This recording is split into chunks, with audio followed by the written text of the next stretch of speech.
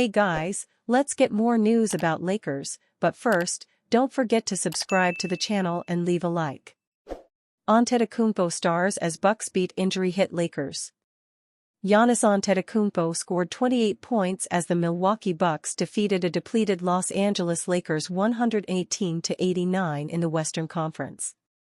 Luka Doncic and Austin Reeves sat out of the game with sprained ankles, joining Lakers' long injury list that includes starters LeBron James and Rui Hachimura.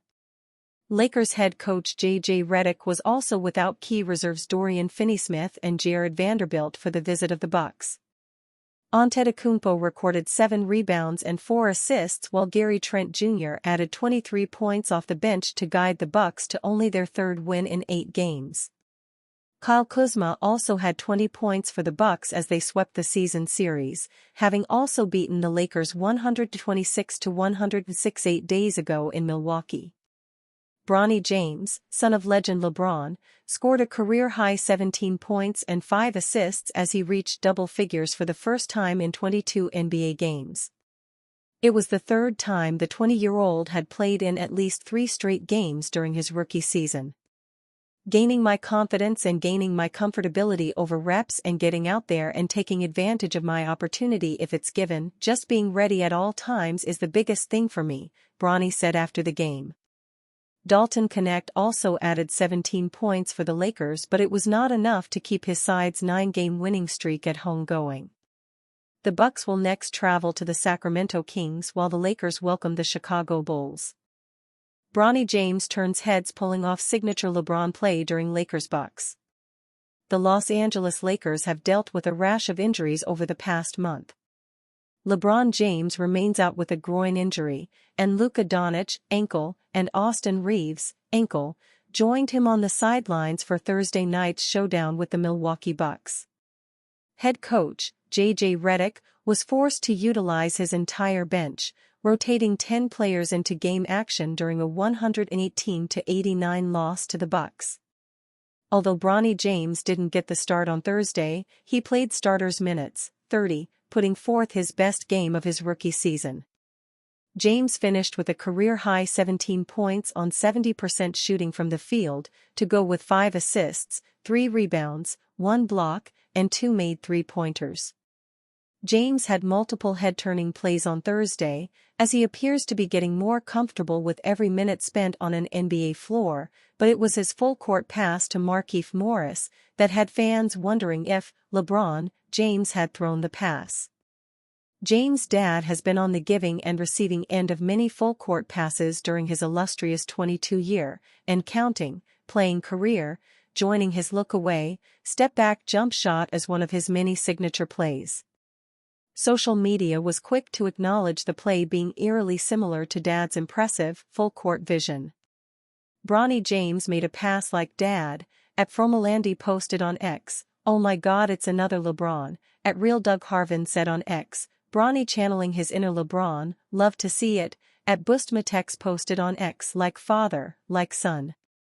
That court vision runs in the family," at Silhu_Tet42 posted on X. James also caught the world's attention when he stumbled former Defensive Player of the Year, Giannis Antetokounmpo, on a drive to the basket earlier in the game. The world will see how many minutes James will play in the Lakers' next game, as they take on the Chicago Bulls on Saturday night inside Crypto.com Arena. Bronny James' services were needed at the NBA level on Friday night with the Los Angeles Lakers taking on the Denver Nuggets. With the Lakers' injured list growing by the day, James was not only kept on the NBA roster, he played significant minutes against the Nuggets. James played a season-high 16 minutes, finishing with 5 points, 2 rebounds, and 1 steal. The Lakers lost to the Nuggets 131-126 while LeBron James, Luka Doncic, Rui Hachimura, Maxi Kleber, Jackson Hayes, Gabe Vincent, and Dorian Finney-Smith all watched from the sidelines. Friday's action against the Nuggets was one of James' better scoring performances at the NBA level. The highlight of James' night was hitting a corner three-pointer over the outstretched arm of Nikola Jokic in the first quarter. Following the game, James spoke to reporters and gave an honest assessment of his own play during his rookie season. I'm just putting in the work behind the scenes, I feel like has been really good for me. I worked all summer before the draft, and I'm still working right now, so I can see improvement and it's been going well for me, James said. After being selected number 55 overall in the 2024 NBA draft by the Lakers, James has split his rookie season between the Lakers and their G League affiliate, the South Bay Lakers. He's played sparingly with the Lakers, appearing in 19 games in the NBA. James is averaging just 1.6 points, 0.5 rebounds, and 0.4 assists per game in 4.8 minutes per game. James was also asked about his confidence level in his development so far this season. "I feel great. I'm one of the younger guys on the team, so I'm just trying to learn as much as I can every day from these older guys," said James. "And just getting reps I think is good for me, whether that's in the G League or up here, I'm taking full advantage of it. I think I've done that pretty well so far, so I'm just going to keep doing that." The Lakers return home following a winless, 4-game road trip to take on the Phoenix Suns on Sunday. The world will await the announcement on whether James will stick with the Lakers or head back to the G League. Given the number of injuries the Lakers are still dealing with, James' talents may be best taken to Los Angeles. Michael Malone refuses to give J.J. Redick and Lakers any bulletin board material. It's always news when someone talks about the Los Angeles Lakers, for some reason or other. Maybe it's because they have Los at the front of their name, and the way that's pronounced in the US is a homophone for loss. I guess it's really exciting when they don't succumb to the sound of their name and win some games sometimes. It's the best theory I got. Michael Malone talked about the Lakers. Daniel Starkland has the quote, "No. Well, yes. Technically we all are. Just a solemn, steady march to that one final step where we don't or can't march anymore. Day after day. Getting closer and closer. Weaker and weaker. Anyway, I think nothing is the point."